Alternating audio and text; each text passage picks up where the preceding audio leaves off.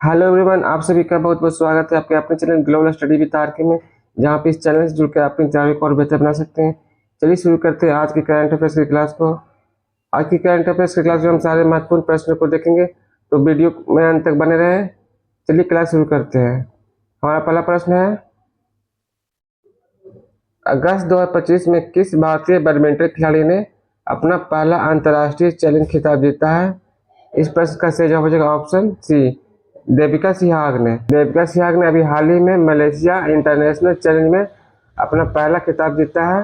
याद रखिएगा। अगले प्रश्न को देखते हैं। हमारा अगला प्रश्न है, अगस्त 2025 में प्रधानमंत्री मोदी ने किन दो प्रमुख राजमार्ग परियोजनाओं का उद्घाटन नई दिल्ली में किया है?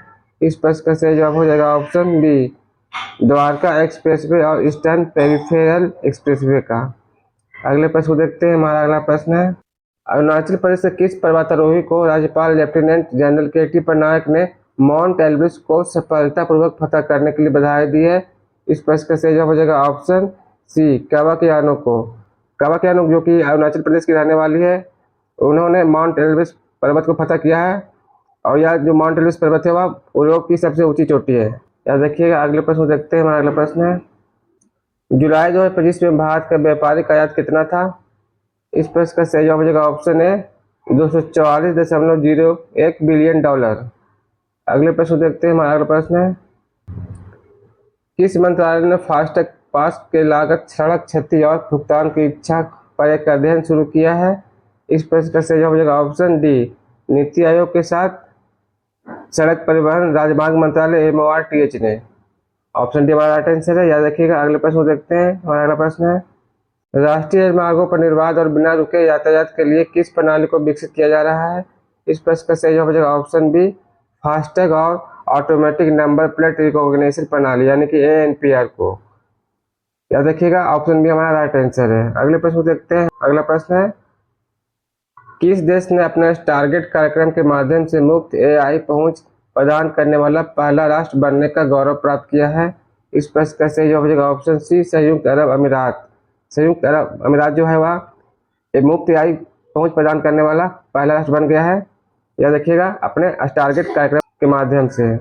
अगले प्रश्न को देखते हैं। अगला प्रश्न है, गगनयान जीवन मिशन में व्योममित्र नामक महिला रोबोट की क्या भूमिका है? इस प्रश्न का सही जवाब हो जाएगा ऑप्शन बी, मॉड्यूल की निगरानी करना और अलर्ट जारी करना। अगले प्रश्न को देखते हैं। अगला प्रश्न है, अगस्त 2025 में सर्वश्रेष्ठ कृषि विज्ञान केंद्र का पुरस्कार किस संस्थान को मिला है? इस प्रश्न का सही जवाब हो जाएगा ऑप्शन बी, ICAR कृषि विज्ञान केंद्र बोखा जो कि नागालैंड में है।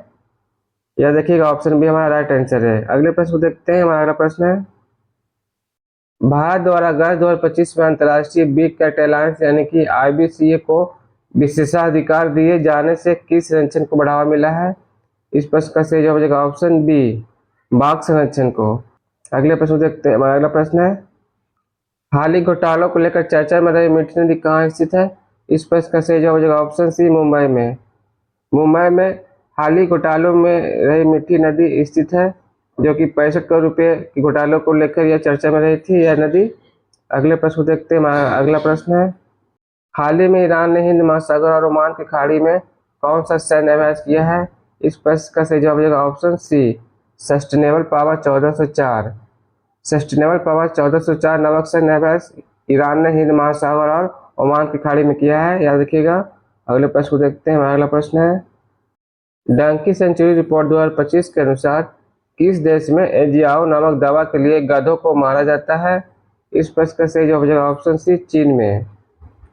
चीन में जो है वो एजियाओ नामक दवा बनाने के लिए हर साल 65 लाख गधों को मारा जाता है। याद रखिएगा। अगले प्रश्न को देखते हैं। हमारा अगला प्रश्न है, अगस्त 2025 में भारत ने किस देश के साथ मिलकर समुद्री सहयोग को बढ़ावा देने के लिए एक समझौते पर हस्ताक्षर किए हैं?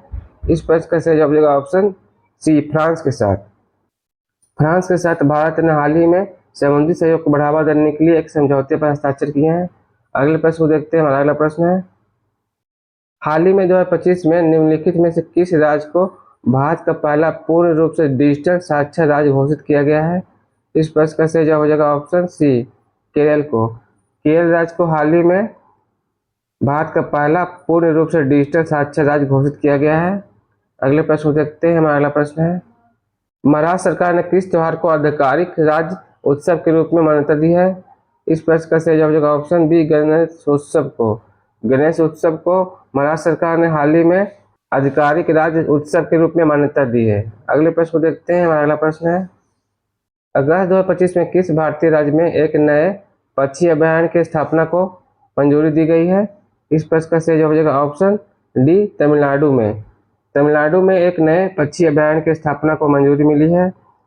इस पक्षी अभयारण्य का नाम है सक्कर-कोटई पक्षी अभयारण्य। अगले प्रश्न को देखते हैं। हमारा अगला प्रश्न है, हाल ही में 2025 में किस देश ने अपने नागरिकों के लिए ई पासपोर्ट योजना शुरू की है? इस प्रश्न का सही जवाब हो जाएगा ऑप्शन ए, भारत ने। अभी हाल ही में भारत ने अपने नागरिकों के लिए ई पासपोर्ट योजना शुरू की है। अगले प्रश्न को देखते हैं। हमारा अगला प्रश्न है, G20 शिखर सम्मेलन 2025 कहाँ होगा? इस प्रश्न का सही जवाब हो जाएगा ऑप्शन ए, दक्षिण अफ्रीका में। G20 शिखर सम्मेलन 2025 दक्षिण अफ्रीका में नवंबर में होगा, याद रखिएगा। इसी के साथ आज का सेशन समाप्त होता है। मिलते हैं अगले सेशन में कुछ नए प्रश्नों के साथ। धन्यवाद।